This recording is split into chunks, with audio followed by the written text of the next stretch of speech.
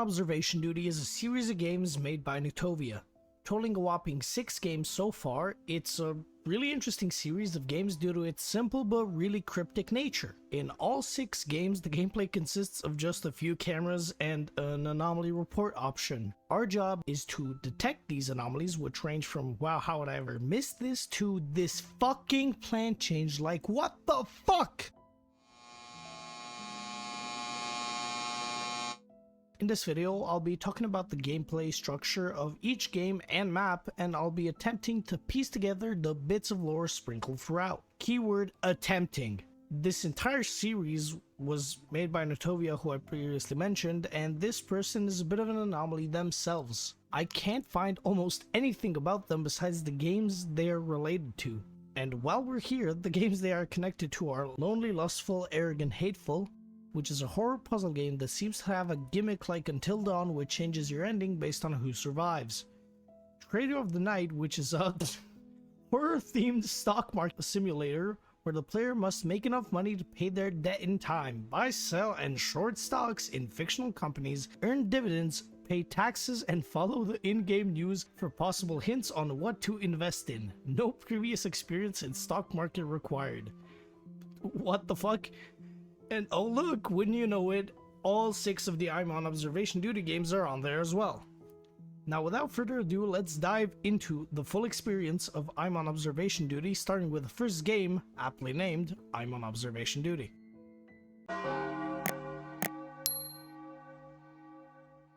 The original was released in 2018 on the 14th of December. The first game features only 2 maps, the old house map and the new house one. Each map consists of 5 cameras. There isn't much to say on these maps specifically, except that Nutovia was already a fucking magician in placing red herrings. What I mean is that the maps are created in such a way that there's no singular thing that looks like it belongs there. No matter how many times I've seen these maps and cameras, everything will feel out of place. It's actually fucking insane. These games will always riff off our paranoia. The fear of knowing something will change is something I did not know existed until playing these games. Even when nothing changes, you're constantly left on edge thinking, I missed something, something changed, something feels fucking off. Another big thing I have to mention is when you see an anomaly and want to report it, in this game it's not as simple as just clicking on it or saying, oh, it's on this camera and that's it. Instead, there is this box on your screen that shows you not only do you have to select the camera the anomaly is on, but also its type. The anomaly types in this game are split depending on the map, so I'll explain them alongside the maps. This game and all the future games in the series have something of a safety net feature as well. Before the anomalies take over, or rather there's too many active, we get a warning. If there are 2 active, we get a warning, as if the 3rd one spawns, we have a limited timer to find it before we die. It's also the only warning you get. You do not get alerted again if you clear all of the changes that you had previously missed. Now, don't get discouraged though, because you can always clutch up and keep playing off of finding that last singular anomaly. With all that said, we might as well just start off with the first map, the old house. It consists of the bedroom, living room, kitchen, toilet, and balcony cameras. Also important to note that the balcony camera doubles as a camera for the outside. This means, for example, if something happens through a window, it would count as outside. The entire map structure is clearly constructed, but you can't see like 99% of the anomalies from multiple cameras, except this one. Very few break this rule, and it's important to mention as it heavily fucks with the system in place for reporting anomalies. Thankfully, this is 100% fixed in future entries. The entire house itself is very messy, which could honestly be a cop-out by the dev to make it harder, but let's say it makes sense and speculate that this is a house someone is moving into currently, but has been evacuated due to anomalies. Something of a haunted house legend everyone has had in their neighborhoods. I'm mentioning this now as each map has its own smaller stories for us to speculate and imagine. I won't be listing my fears for every map since it doesn't matter for the overarching narrative, and I'm a fucking idiot who missed most of them. I did want to point it out though, so you can start noticing the smaller details and figure it out on your own. Now here's the thing though, I would really love for this to be a full guide on all of the anomalies, but I just can't find what the fuck is real and what the fuck is fake. Hello guys. In this video I will show you is real vs fake. Make sure to subscribe and like the video. Let's get started. Fake. Oh my god! Real.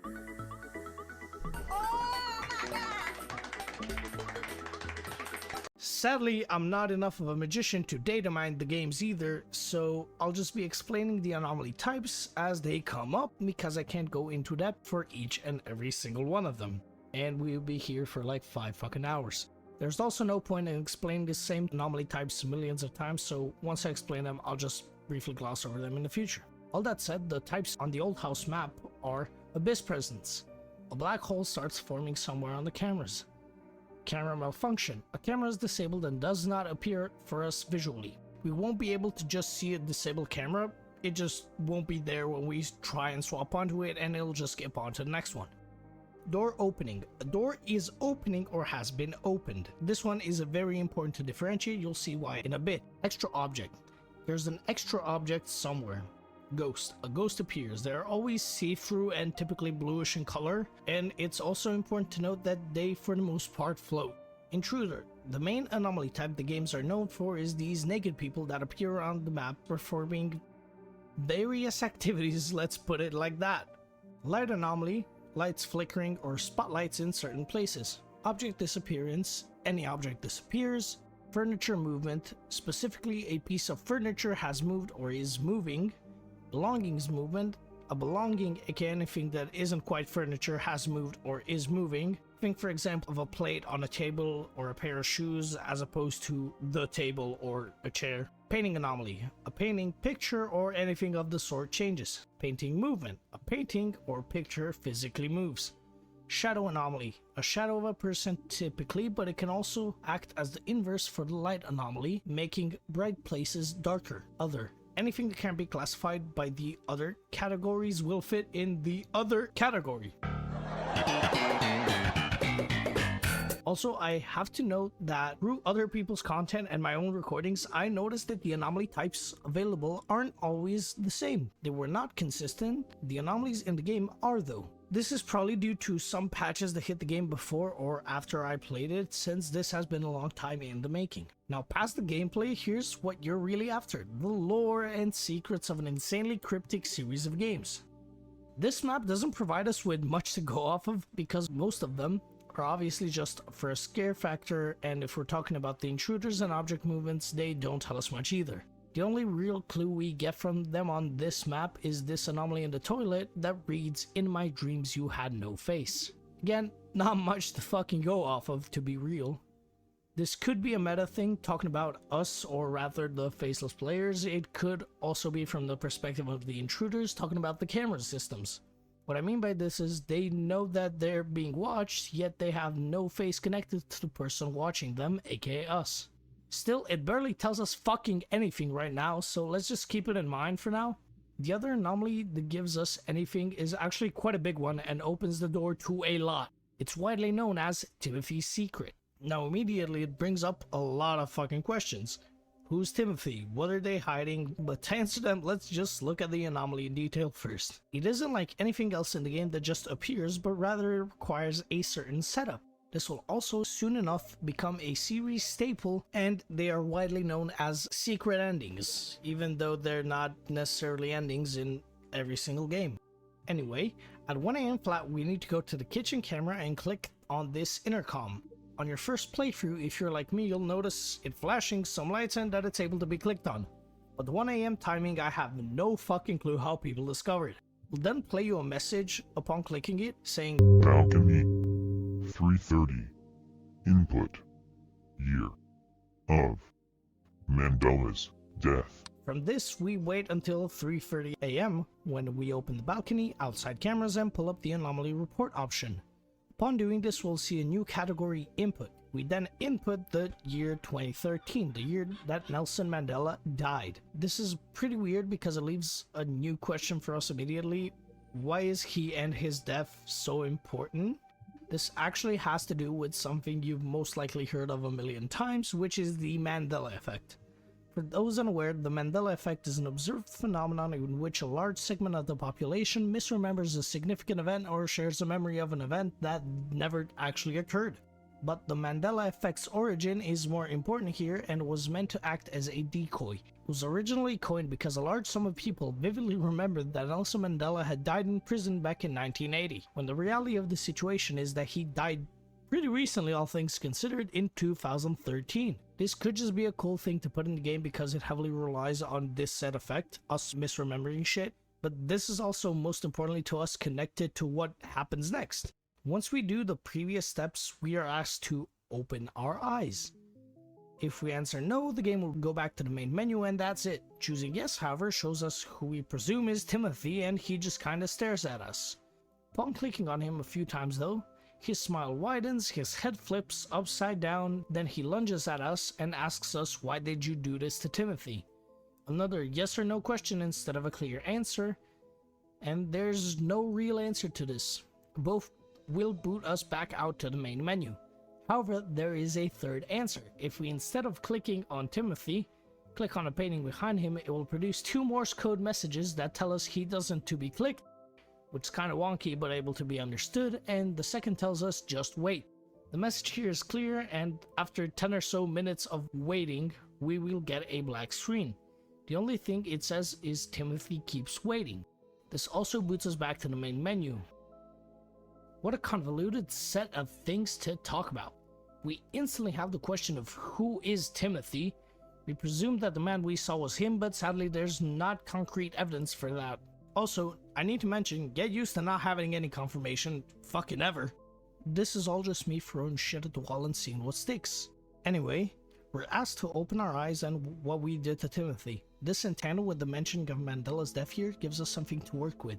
We can presume that Timothy is meant to be some kind of parallel to Nelson Mandela, a popular figure that died in mysterious circumstances and whose death is always mistaken by the broader people. I think this is backed up by us getting asked to open our eyes, a phrase often used to tell somebody they aren't following what's happening, and more importantly by conspiracy theorists around the world yelling, "Open your eyes, sheeple!"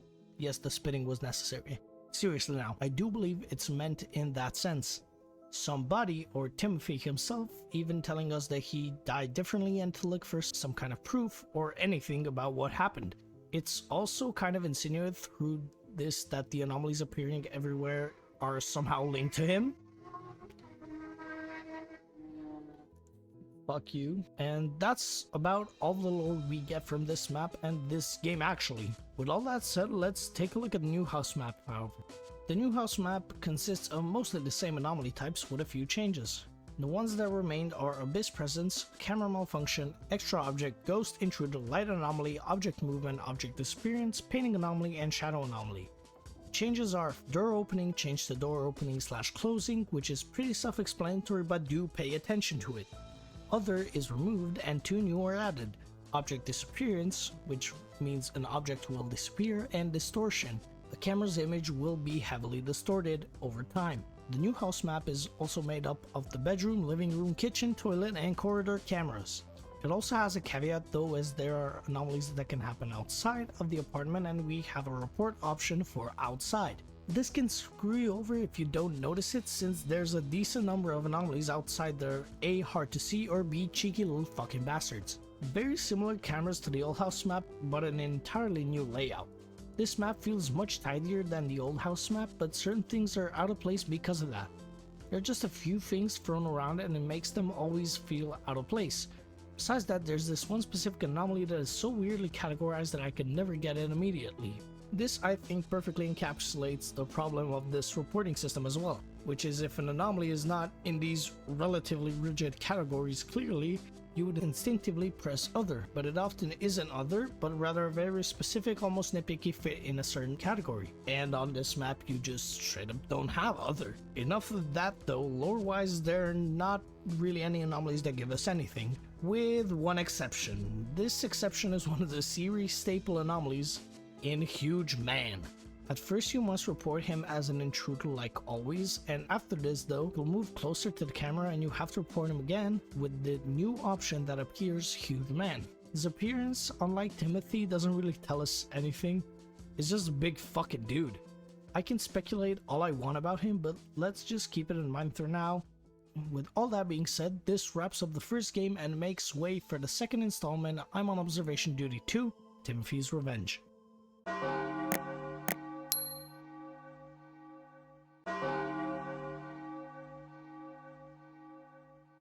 The second game was released on March 23rd of 2020, and it's relatively similar to the first but with a few changes. Firstly, it's actually in color and not black and white, and secondly, there's this activate second cam system, which is honestly pretty fucking useless since it's a really small camera and it's not movable at all. It's so small in fact that you can barely even see the intruders of all things. Finally, the second game only has one singular map, kind of. Has only one real map because the second map is a PS2 style graphics one.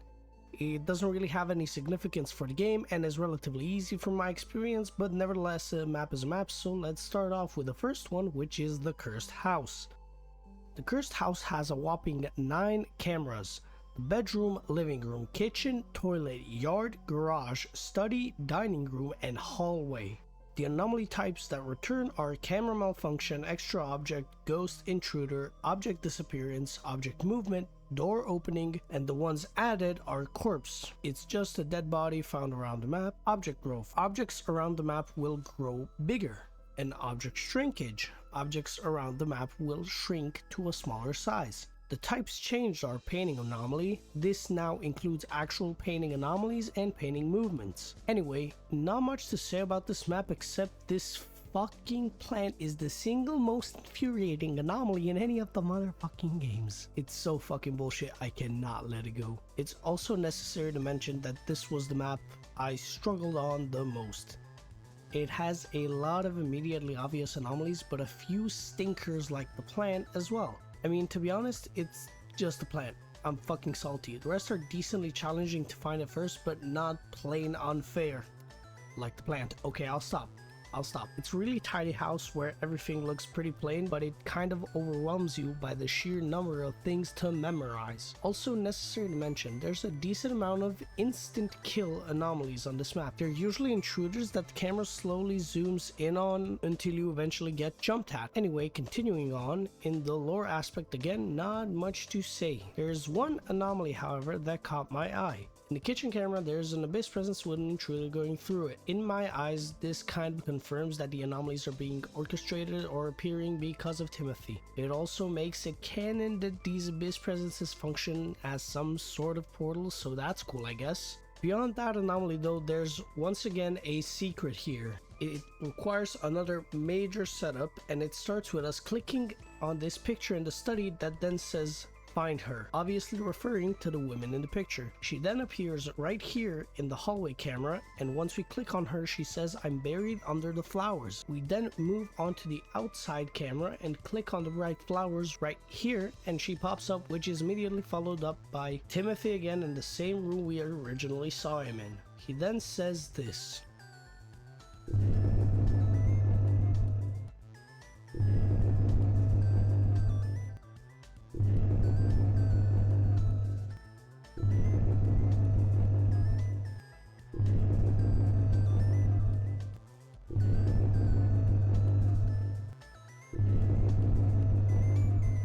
Your answer to his question doesn't matter, and he will send you back to the main menu.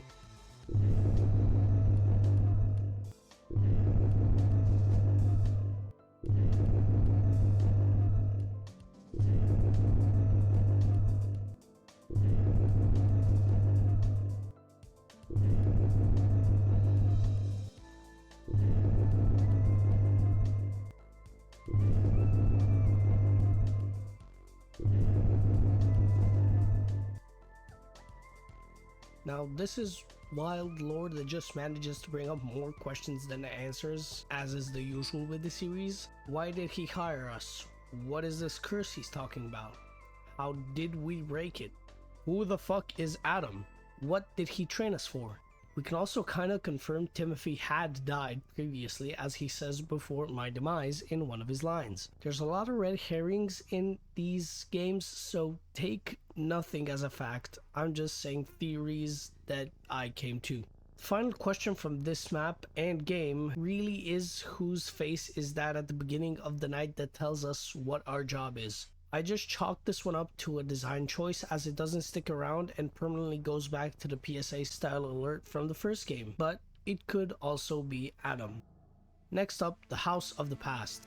This map is kinda special in the entire series as it does this weird PS2 graphics thing, which to be completely honest, I kinda love. It's a mediocre map all things considered, but a fun one to play through because it is very intruder focused. Most of the anomalies are big and apparent, but still pretty creepy. There's also this red pyramid anomaly, which I don't know how to feel about. Anyway, this map has 6 cameras in total. The bedroom, living room, kitchen, toilet, outside, and the storage camera. In terms of anomaly types, we once again have camera malfunction, corpse, extra object, ghost, intruder, object growth, object shrinkage, object movement, and painting anomaly. The changes are door opening to door opening / closing again, and the new anomaly type in floor / walls moving, which is literally just floors and or walls moving.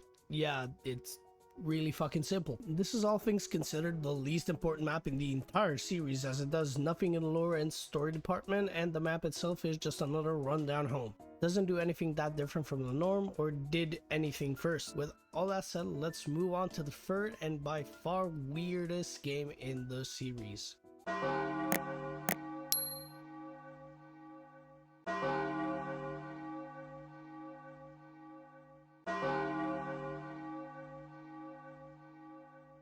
I'm on Observation Duty 3 was released on November 13th of 2020, and it is the weirdest game in the series by far as it doesn't really fit in. What I mean by this is, well, look at it. It's 3D and has actual controls other than clicking and selecting the anomaly type. The objective is really simple still and pretty much the same. Report anomalies and survive until 6 AM. The same rules apply. If too many anomalies are active, you die. If a ghost or intruder gets you, you die. It also has 2 maps, each having a really different aesthetic, but I have to pause here for a while and harp on this game for a wide variety of reasons. Firstly, I do have to immediately say it, this is by far the worst game in the series. Not only do most of the anomalies rely on this stupid fucking opacity filter that you will often miss, others are too easy to see, and the ones I didn't mention are too fucking difficult to see. It ranges from a huge grandma chasing you to fucking chess pieces moving on a board. In general, a bad selection of anomalies, an ugly game that doesn't try to look old but rather just looks like a bunch of stock assets from the Unity store makes for a relatively boring experience. The game's movement, while literally being the simplest it can be while remaining in 3D, feels really bad and slippery at times as well. And all of this without mentioning the dog shit anomaly detection system. It's a phone that you can take a picture of, but God forbid your character lifts it up and centers it. No, you have to take off-centered pictures that sometimes don't even register the anomalies in the first place. But now enough of me harping on this game and let's get to me praising it. This game, even though nobody played it, actually sparked a gigantic new trend with games like Exit 8 and whatnot coming out now. Those games, however, realized that the camera functionality is kind of garbage and just said, hey, something's weird, yeah it is. And by doing that, they just feel really easy and boring to me personally, but that's also the reason people have loved them recently. And this game's defining trait is really its experimental nature. It's funky and weird, but I believe it was a necessary stepping stone for Natovia and the series of games to become a horror genre giant like he is today. He also took a certain system from this game which will lead to his best work yet down the line. So the bad with the good, I guess. Now finally, let's start off with the first map. The House with No Past is literally just another house with nothing really weird about it other than the paintings as per usual. Seems like somebody is either moving in or out of the house with the sudden appearance of anomalies in the house. As for the lore, there's again very few and very cryptic anomalies to fill in the gaps. Firstly, there's many more intruders than we are used to, and a few of them are even aggressive. Well, they try to be anyway. This tells me alongside the name of the map that the house is somehow connected to Timothy in some shape or form. My own conclusion suggests that it was in fact his house, as it is called a house with no past, and the only thing we know about Timothy is that nobody knows anything about him or has seemingly forgotten, aka he has no past. This would make sense with the whole Mandela effect connection as well. The second reason why I think he's connected could also be a confirmation that it isn't his house, as it's the map's big anomaly, the TV broadcast. It features Timothy in a lounge chair and he says this. Good evening, citizens. I am Timothy, and I will read you the news. Today a man died. I died before him. Yesterday is so close. Once again, we are left with more questions than answers. My honest speculation for this is not much.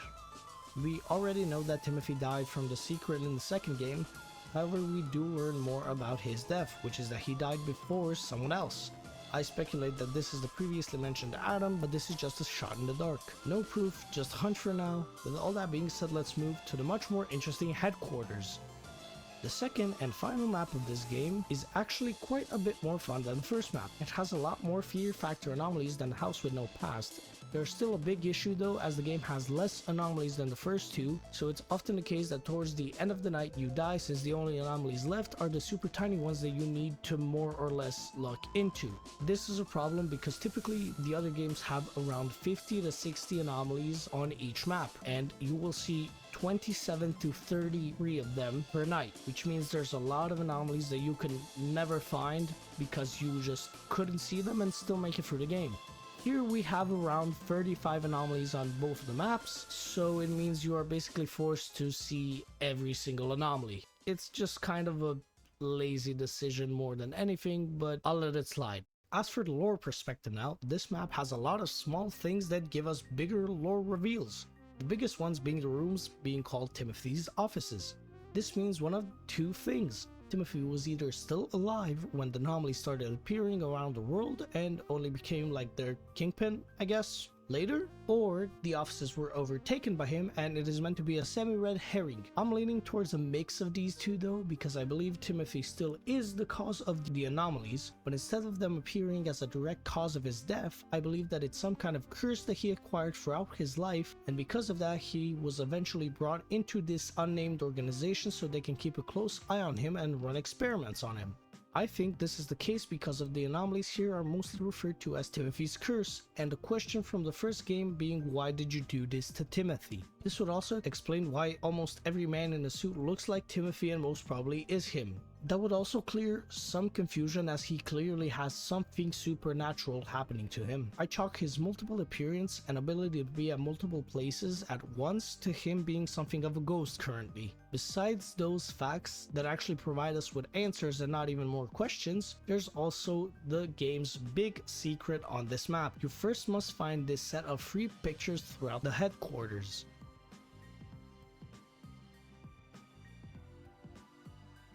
Once you do, you'll hear a phone ringing and you need to go answer it.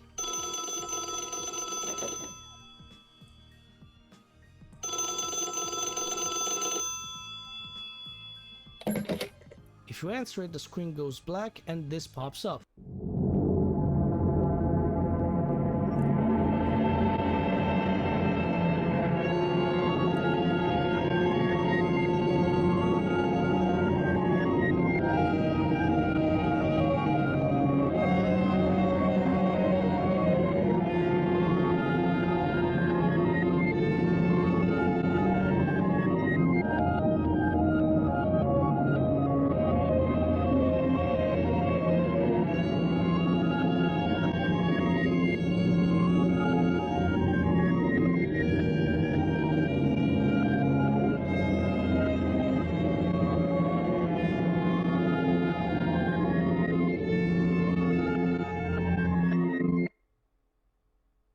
Now, first of all, what the fuck?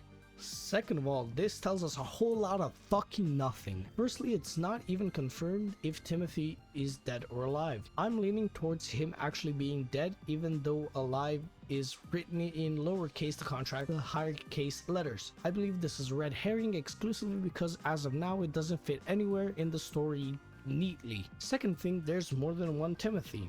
This is cool to have a confirmation verbally, even if we could have snuffed it out like I did just a bit before. Next up is these lines with vacation, work, holiday, and swimming. I honestly have no clue what these could be. I tried a lot. I tried to look at the higher case letters, the lower case letters, reorganizing the first letters of each and every sentence. I have a fucking sticky note in front of me with the entire transcript that I'll put on screen right now of this entire scene.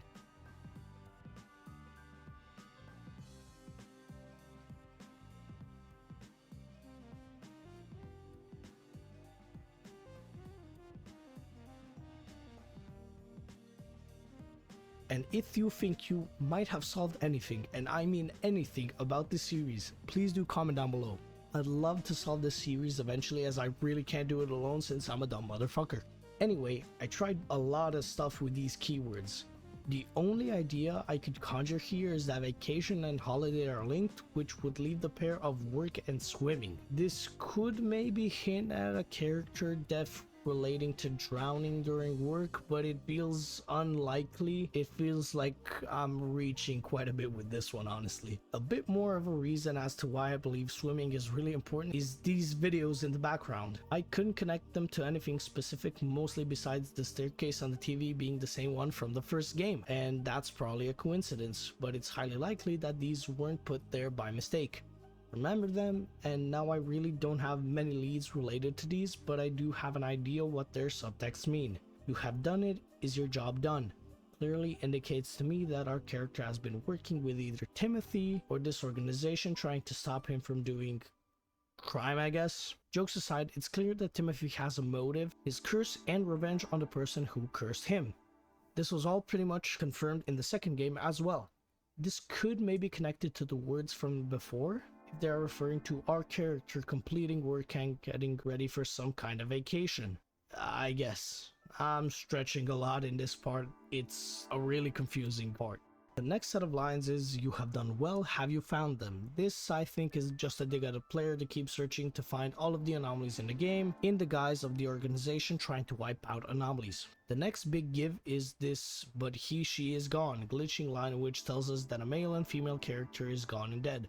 This leads me to further believe that he is Timothy, but the next lines of text completely fuck with the perception of who is she. The next few lines list a couple of names and say they were the mother for some ungodly fucking reason. Those names are Abigail, who is mentioned 3 times, and the last time she's mentioned it is followed up with "but Timothy started it all." Loreline, who is named once, alongside Margaret and Pochinika, who were named once. And this also leaves us with Timothy himself, who is mentioned 2 times, and he has an extra line that reads, "and Timothy killed them," the first time from what I managed to make out. The second time, the extra line reads, "what about it?" Another weird thing is the line saying Kana was the father. No, this line also applies to Pochinika. The final lines from this absolute bombshell of a secret that I do not understand in the slightest reads, "there are many and Timothy's in them all." This once again tells us jack shit. I can kind of link this to confirming that Timothy is everywhere and anywhere all of the time. With all that being said, however, I have to add, I have no idea who half of these names are, but I do believe one of these names is linked to the footage of the swimming woman. We will have to wait for more information on like 99% of this shit.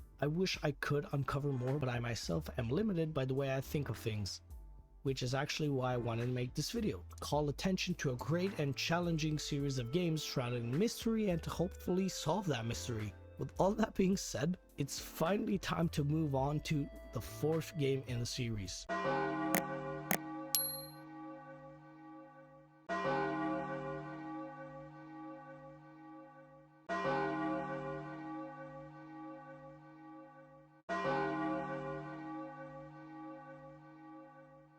The 4th installment of the series was released on December 22nd of 2021. It is thankfully a return to the core gameplay that made this franchise even somewhat popular. It features 3 new maps for us to monitor: the city house, the country house, and the station. It also improves upon something that I didn't even notice in the first 3 games, which is that the anomalies, once they appear, cannot reappear again in the same night. This is a really nice quality of life improvement, but to be honest, I didn't even notice the anomalies were repeating in the first couple of games. This could just be my luck, or what I more so believe is that the games just have a lot of excess anomalies that you won't see if you beat it on your first try. except for the third game.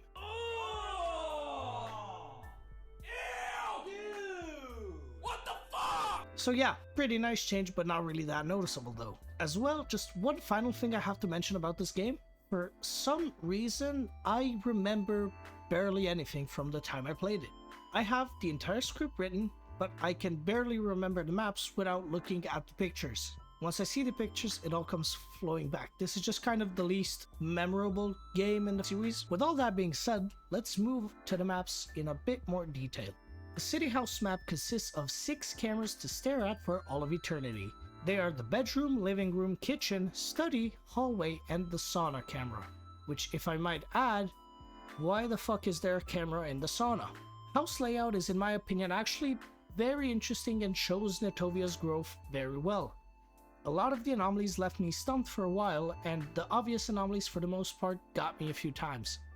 This is the first map in the series that I have strong feelings about, as it feels so much more polished than the others. But that track record will only keep improving with each and every single map. Now before anything else, we have to discuss the big changes. The anomaly types on this map are Abyss Presence, Camera Malfunction, Distortion, Extra Object, Intruder, Object Disappearance, Object Movement, and Other. It's important to mention that the anomaly types I've named so far are shared across all the maps. Additionally, this first map has Ghost, Light Anomaly, and Painting Anomaly. The only thing I have left to add is the lore of this map. Yeah, there isn't any. There isn't a big anomaly on this map that can give us some big reveal. In fact, there isn't one on any of these maps. It's separated from the maps, so I'll cover it after all the maps. Anyway, let's move on to the next one, the Country House. This map is also incredibly well thought out and put together near perfectly. The one gripe I have with this map is that a lot of changes you can kind of feel out. What I mean by this is that I often looked at stuff and said, oh yeah, that's definitely gonna change. Gotta keep an eye out for that. The greatest offender of this is this. So yeah, the lion's kinda just like egregiously obvious. Anyway, while I'm talking about the cameras, there is also 6 on this map. They are the bedroom, living room, kitchen, gallery, library, and outside cameras. All in all, a really great map with a lot of sneaky anomalies, and the obvious anomalies still feel like a haha, I got you bitch moment. The anomaly types are the same as the last one, with the addition of light anomaly and painting anomaly. There's also a completely new anomaly type in the TV radio anomaly. TVs will play different videos or static, and radios will play music or blare static sounds. Lord be damned, but we got the Huge Man. He appears again. This time around, you report him as an intruder and get asked, did you mean Huge Man? Obviously say yes and you live, say no and you die. That's pretty much it. He just appears again. So let's just keep it rolling. The Station. Another amazing map.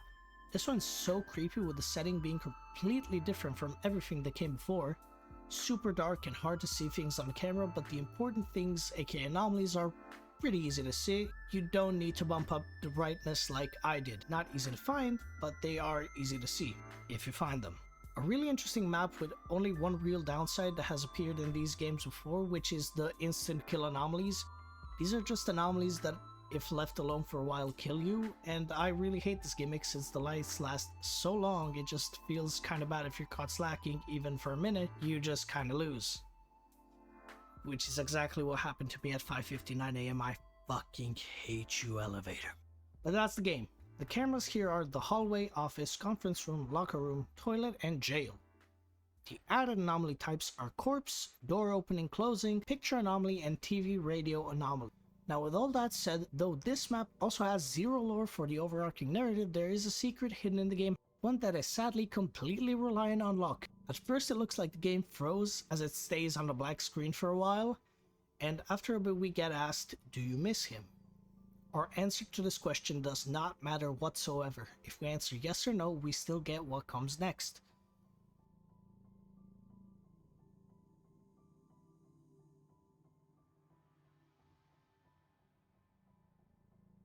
We're shown a sky-like panorama with only a single cloud, TV, window, and chair.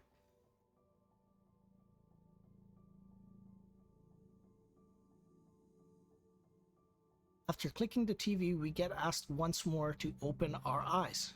When we click either option, we're greeted by a Timothy stuck inside the TV and another Timothy's lifeless body laying on the chair. Should also note that for some reason there's a second cloud now. Mistake or not, even if it has a meaning or doesn't, it's still there, so I just wanted to point it out. This scene is also playing a weird noise that I can't tell if it's backwards talk since it doesn't seem like it is or what it is. Once more, just pointing it out, after a small pause we get another line of dialogue. He is gone. Then we get possibly the most telling line in this secret, he only exists in the unreachable. This leads to a fade to black and we get booted back to the main menu. Now all of this is pretty weird as per the usual, but it does even further confirm our suspicions that Timothy is indeed dead. The unreachable line does fit in there as well, but it leads me to believe this is a misdirect. Look at the phrasing here. He is gone. Never once is stated that he is dead, but rather gone. This could go along with the secret from the third game where dead is in all caps to fit and alive is in lowercase so that it sticks out like a sore thumb. There is reasonable potential that he is alive and that the unreachable isn't necessarily the afterlife. It could be telling us that he is now a part of this anomaly world thing organization. Okay, I'm gonna keep it real. I have no clue about what it entails, but I'm fairly certain it's keeping a loose thread for us to follow in the future games. And speaking of future games, that's pretty much all for the 4th installment, so let's rush over to the 5th one, aptly named I'm on Observation Duty 5.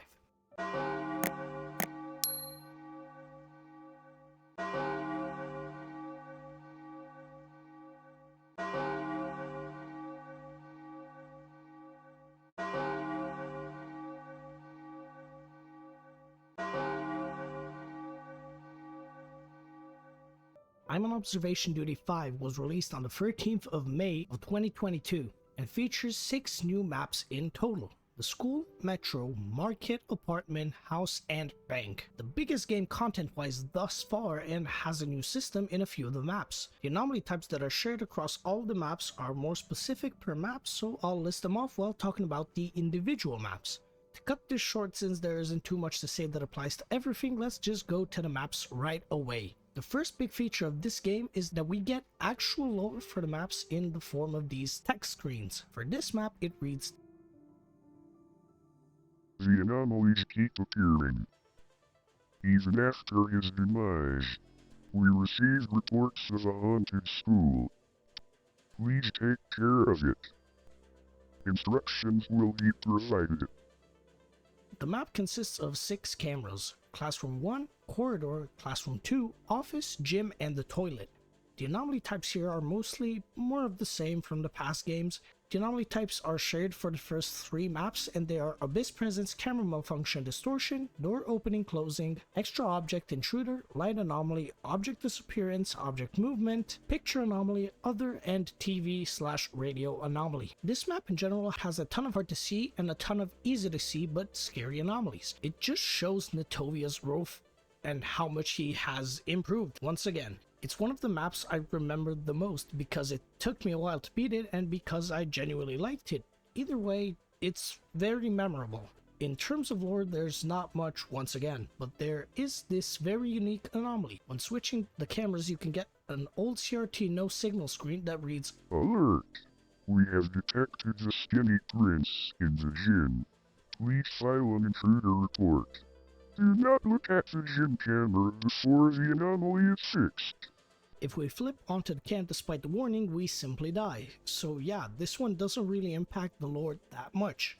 But it does start a new trend. Each of the maps from now on have one big intruder on them. I'm almost certain that these intruders aren't important for the overarching narrative, but rather they tell the small stories of the maps that I mentioned at the beginning. As I also said there, I won't cover these, but please do make your own theories for the specific maps as it's still really interesting. Moving on now, we have the second map, the Metro. We immediately get told this about the map. We received reports of a haunted station. You might hear announcements of incoming train traffic. Do not mistake these for anomalies. Instructions will be provided. This map has 6 cameras: entrance, lobby, gates, platform, train, and tracks. The The only thing I have to add in the gameplay department is that this map was misery for me. The first map where I had to actually turn up the brightness.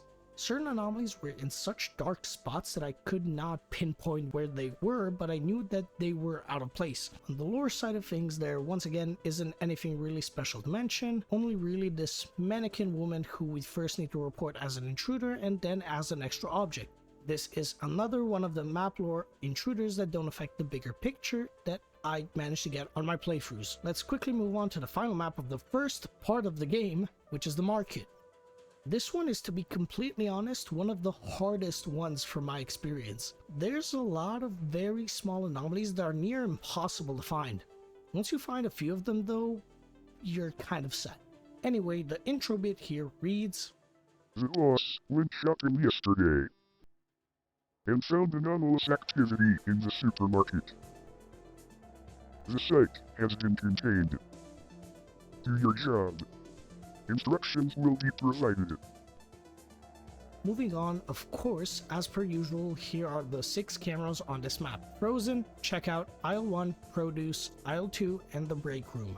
Once more, I repeat these same words. No lore stuff on this map, sadly, so let's just move on to the latter 3 maps of this game that utilize an entirely new system for reporting anomalies, starting off with the apartment. So before I discuss anything for this map, let's start with the message we get. We are testing a new reporting system. No need to report the anomaly type anymore. Only report the room you spotted the anomaly in. But too many false reports will cause a system crash.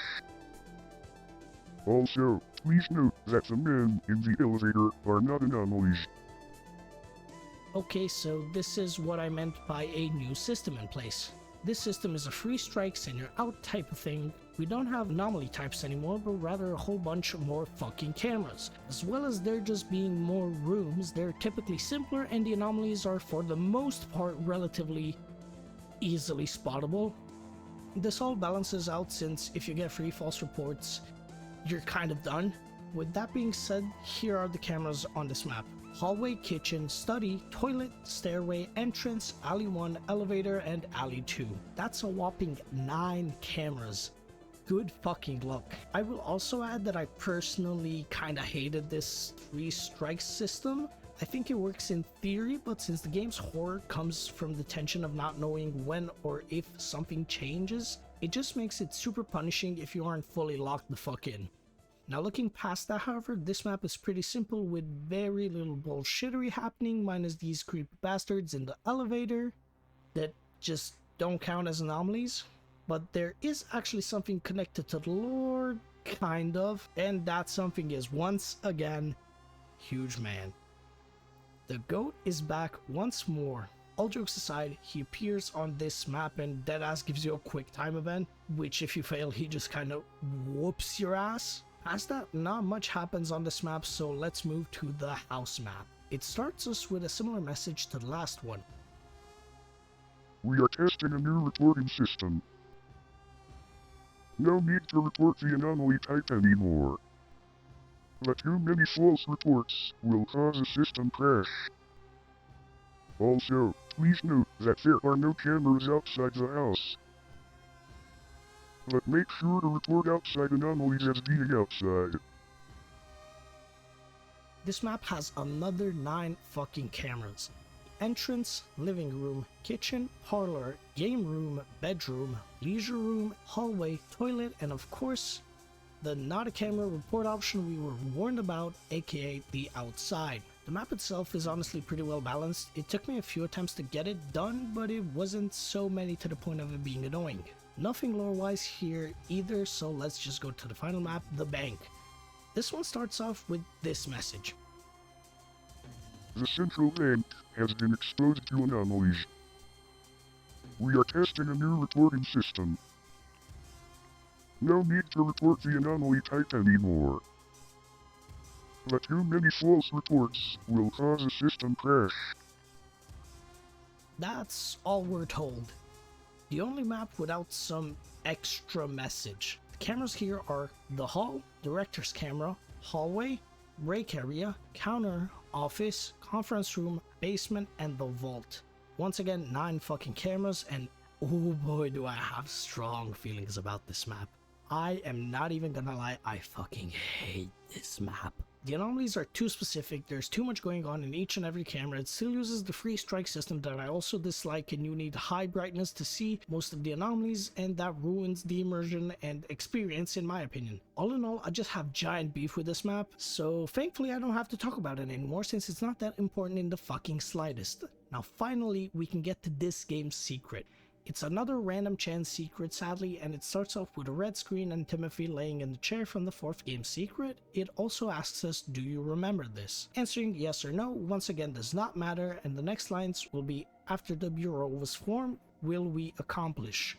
Work with us. This concludes the history briefing. That's actually all we get in this game.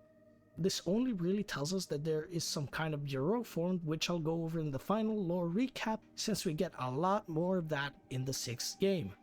It asks us what will we accomplish by opposing him. He also sees we are good at what we do and tells us to work with them. That's pretty much it. Not much, but it was clear and concise in my eyes. Not much to theory craft here until a bit later, so moving to the final game so far.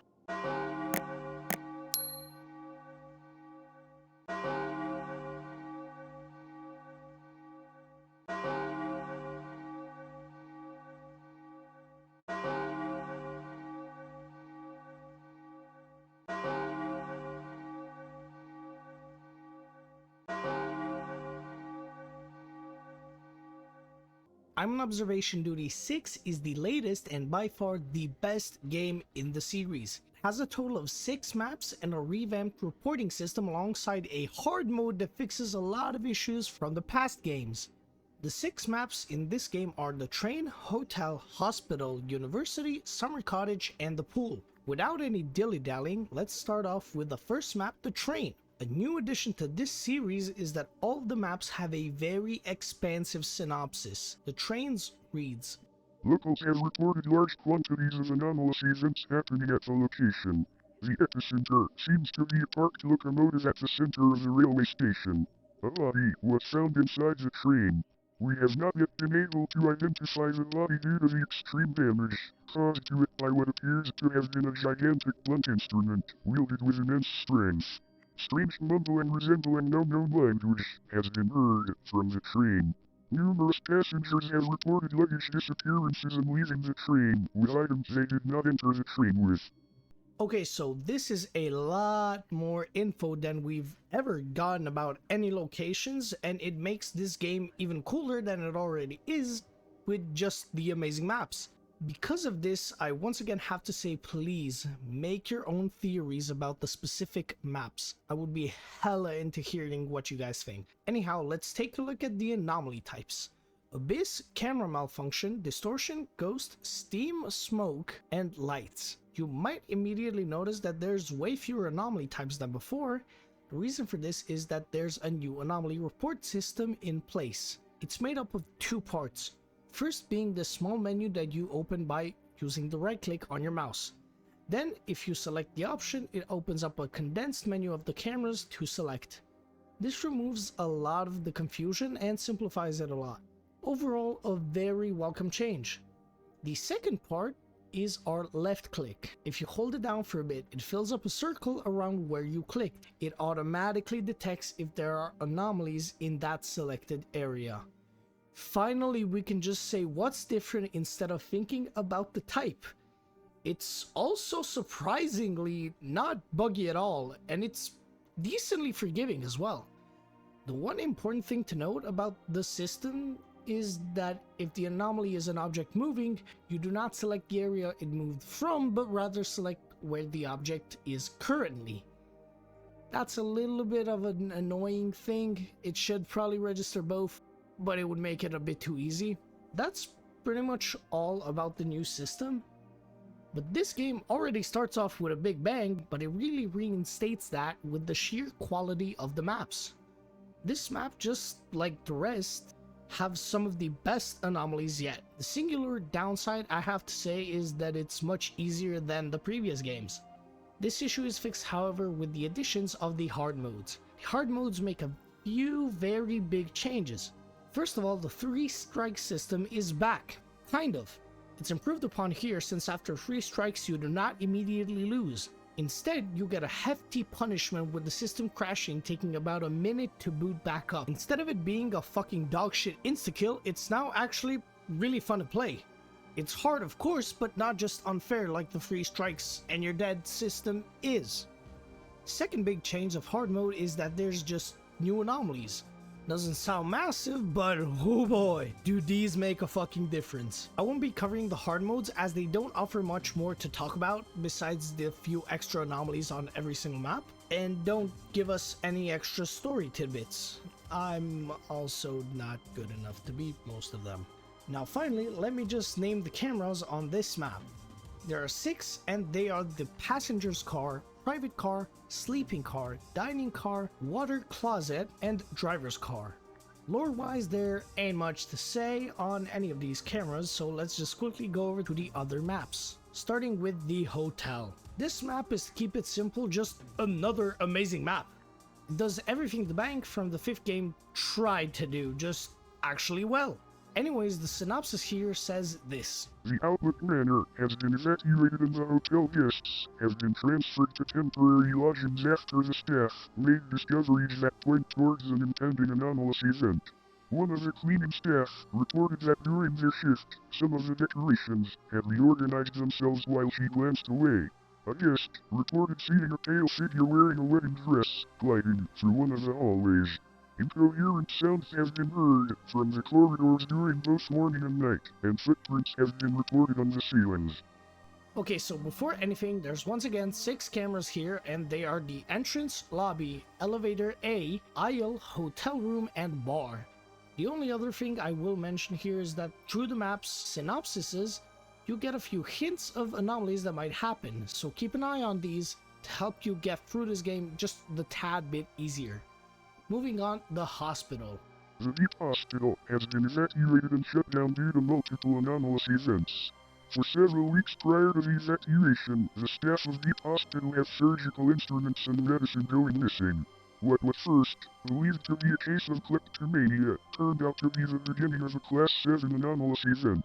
Days before the evacuation and shutdown, patients with no prior mental illnesses were reported to show signs of extreme paranoia and schizophrenia. The body of the head doctor was found in one of the operating rooms 5 hours before the evacuation. According to the first responders, the body was torn to shreds. The cameras on this map are the lobby, corridor, patient ward, office, examination, and water closet. The thing here that I have to mention is that the previous map is the only one with the name revealed. All other location names are. The other important tidbit here is the mentioning of a Class 7 anomalous event. This tells us they're separated by their severity, something similar to the Richter system for earthquakes. Or at least that's what I'm guessing for now, since we don't actually get a lot of lore input on this specific issue. So moving on, the university. The Deep University has called an early end to the school year due to reports of anomalous events. The students reported multiple cases of missing laptops, notebooks, and miscellaneous belongings.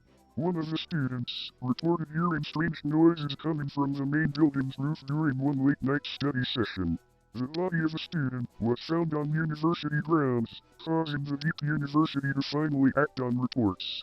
Initial examination seems to suggest the body was first surgically opened and then violently drilled with what appears to be an industrial hand drill. This one's a bit interesting. First of all, that's a fucking brutal way to die. Secondly, the cameras, the lobby, auditorium, library, courtyard, classroom, and lab. Thirdly, there's actually another reappearing character in Huge Man. And it's the same thing as before. He appears in the auditorium, and once we report him, we get asked if we mean Huge Man, and upon clicking yes, he disappears. That's honestly about it. I still have no fucking clue what he's supposed to do, but he feels a bit more important than the map's specific intruders, so that's why I keep mentioning him. Besides, he's just kind of funny. Moving on, the summer cottage. Our international branch has received reports of anomalous events happening in a remote summer cottage in northern Finland. Numerous instances of object replacement and extra objects were reported by the owner. They originally thought their wife had been bringing old junk to the cottage, but later realized that the objects appearing were of anomalous origin. The owner's wife recalled moments when they were sitting by the sauna and could swear that they saw a humanoid-looking creature in the water. Cool info here, and even a lizard man in the lake to add to the map's specific lore. Very well put together map that's not too hard and not too easy. Let me list off the cameras and move on. Front yard, living room, kitchen, backyard, warehouse, and sauna. Now time for the final map of the series so far, the pool. The city of Deep has closed off one of their public pools due to anomalous activity. Several people have been found drowned in the pool during the late hours of the night. None of them had a history of illness, and all their family and friends testified that they were skillful swimmers. During the 2 weeks prior to the pool's closure, swimmers reported someone or something trying to pull them underwater while they were in the pool. Many visitors reported missing belongings and a general sense of being watched. Strange light phenomena have been observed in the general area around the pool at night. So before anything, I have to mention this map's cameras. They are the entrance, dressing room, shower, pool, underwater, and sauna. This map is honestly really fucking hard. By far the hardest one in this game, but not for its unfairness. It's surprisingly fair, just really fucking hard. At least it was for me, personally. Maybe I'm dog shit or was sleep deprived after playing this game for pretty much 6 hours straight. Either way, I found it intense as fuck. Finally, we can move on to the secret of this game. The secret of this game is actually gotten by clearing all 6 of the maps. Once you complete them, you get this. The subject seems to be markedly more proficient than originally thought. Indeed, none of the previous subjects lasted through the entire experiment. Have the boys at HQ managed to isolate any outliers from the data? Analysis is still ongoing, but they are not expecting to find anything with the current hardware. Understood. We should continue monitoring the situation. Do you think we'll be able to find him on time? Why do you ask? Well, if it has taken us this long to find the first capable subject, how long do you think it will take us to assemble an entire team? At this rate, the anomalies will get out of control. The amount of anomalies taking humanoid form has skyrocketed lately. It is not our job to worry. There are people with higher salaries that need to worry about that. As long as you do your job and I'll do mine, we don't need to worry about these things. Right. You're right. Just remember what our goal here is. Nothing else matters. Right you are.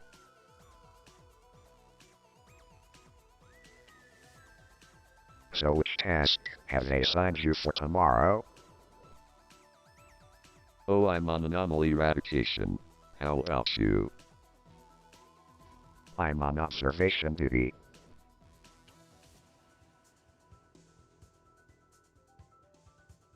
Okay, instead of going over this secret individually, I feel it's better to give the entire story that I've been able to gather from all the games so far. So let's start with the final lore breakdown.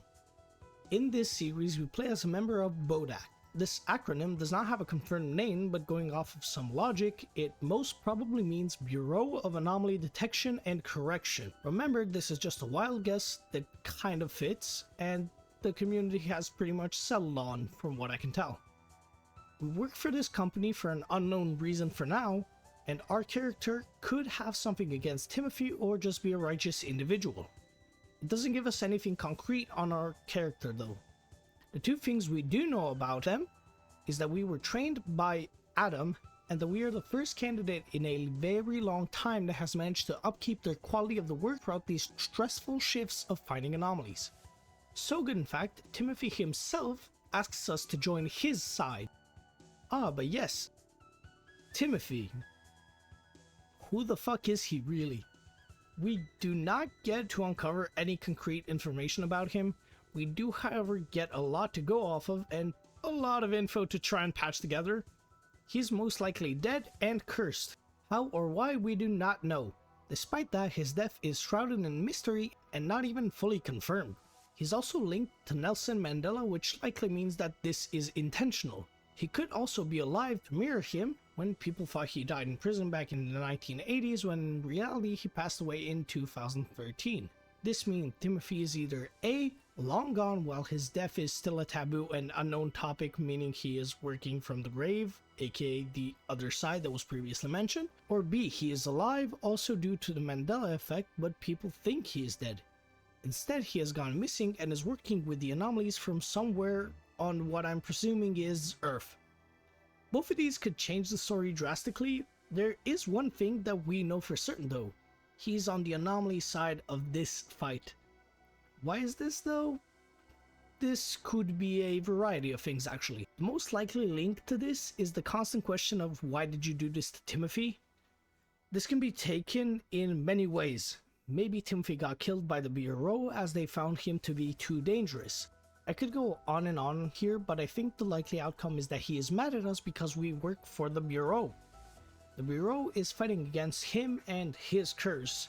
It was cursed by someone we most likely do not know yet, which is my personal theory. It could always just circle back to us. We have a lot of loose end names that could fit in here. Like from the third game Secret, the names Margaret, Laureline, Abigail, Kana, and Pochinika.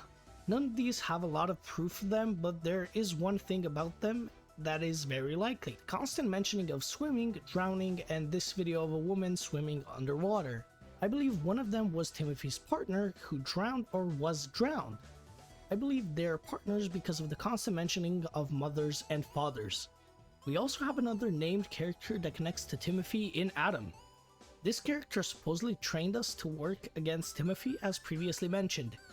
It is equally as likely that he is the one who wronged or even cursed Timothy, but just as usual, there's not much we can go off of. My personal theory is that this is Adam. These job breakdowns appear on each map. Kind of forgot to mention them, but it doesn't really matter. They don't really add anything besides the second game's announcement. In other games, they are mostly just used as a intro screen, like a tutorial, so that people can play the game. But moving on, there's also an important intruder that we have to mention for the last time, sadly.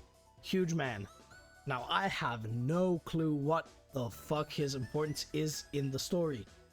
My personal headcanon is that he's like a bouncer for Timothy, going in to stop the troublemakers, but I do believe he is more important because he's the only one that constantly reappears and is in one of the location-specific important intruders that desperately try to look like they fit in. Whew. So with all that said, where could the story be going? Timothy is likely dead alongside his partner, maybe by the hands of Adam or our player character. We know that the Bureau is desperately fighting against all the anomalies and that they're getting stronger and even harder to tell from reality. We even know that they have started getting them rated by their severity. Altogether, the Bureau is growing as an organization in size and strength, attempting to fight the anomalies by having multiple sectors like anomaly detection, eradication, and of course, observation duty. One last thing before we end off this entire adventure that took me many months to make. None of my theories are final, obviously. I just wanted to collect all of the info I could find into one place, and I highly urge you to help solve this mysterious game series and just play it in general because it's really fucking fun and creepy. With all that being said though, my work here is done. Okay, before the outro of the video, I just saw the 7th game had dropped a trailer. Notovia just decided to surprise drop this trailer, and I'm not willing to wait making this video for another few months so I can play the 7th game. I'll probably make a follow-up video on that game in its entirety, but just a few thoughts that I've seen. Firstly, it seems slightly more stylized, like it's not just asset flipping, even though it still probably is. Secondly, the anomalies that are shown seem way more intense, maybe following up on the scaling stuff that I mentioned with them categorizing the anomalies now. The Abyss presences, for example, completely fuck with our character's UI and just look a lot more intense, honestly. Besides that, we get one final cut of an intruder who does not look like anything we have seen before, so that's pretty cool because we might have a new main villain, or he might just be another one of the map anomalies, which is more likely. And that's pretty much it. So yeah, I just wanted to put this short bit in the middle here. As always, remember to like and subscribe if you have enjoyed, and I'll see you in the next one. Bye bye!